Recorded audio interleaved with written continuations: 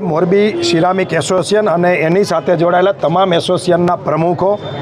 અને વડીલો, મોરબી સિરામિક ઉદ્યોગકારો અને પાટીદાર સમાજ સહિત તમામ સમાજના આગેવાનો સાથે આજે એસપી સાહેબને રજૂઆત કરી છે।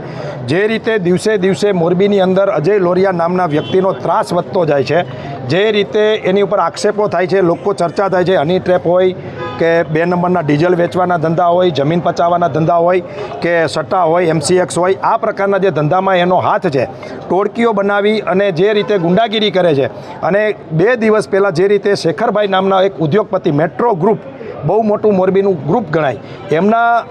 શેખરભાઈ માલિક છે, એમની ઉપર હુમલો કર્યો, એમની સાથે જયેશભાઈ હતા, એમની ઉપર પણ જીવલેણ હુમલો કર્યો અને જે રીતે એને ષડયંત્ર કરી એમને ભારત ટ્રાન્સપોર્ટ નામના ડેલામાં બોલાવી અને હત્યા સુધીનો જે પ્રયત્ન કર્યો છે, એના વિરુદ્ધમાં આજે 2000 ઉદ્યોગપતિઓ, સિરામિકના કારખાનાના માલિકો અને એમના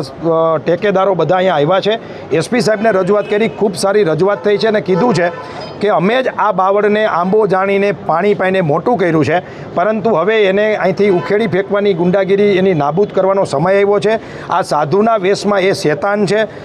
રાષ્ટ્રભક્તિના નામમાં દેશદ્રોહી જેવી પ્રવૃત્તિઓ કરે છે। તમામ મોરબીની જિલ્લાની આજુબાજુમાં થતા 2 નંબરના ધંધા જે કોઈ છે, એમાં એમની પાર્ટનરશિપ છે। સત્તાનો દુરુપયોગ કરી નેતાઓ સાથેના ફોટા અને અધિકારીઓ સાથેના કનેક્શન બતાવી અને જે રીતે લોકોને ડરાવી ધમકાવીને પૈસા પડાવવાનો જે ધંધો કરે છે, એ બંધ કરાવવાનો છે। આને કેટલાય લોકોની જમીનો વેચાવી છે, કેટલાય પાટીદાર યુવાનોને સટ્ટો રમાડીને જિંદગી બરબાદ કરી છે, કેટલી બેન દીકરીઓના કિસ્સાઓ એવા અમારી સામે આવ્યા છે। આ બધા જ વિષયોમાં અજય લોરિયાનો બહુ મોટો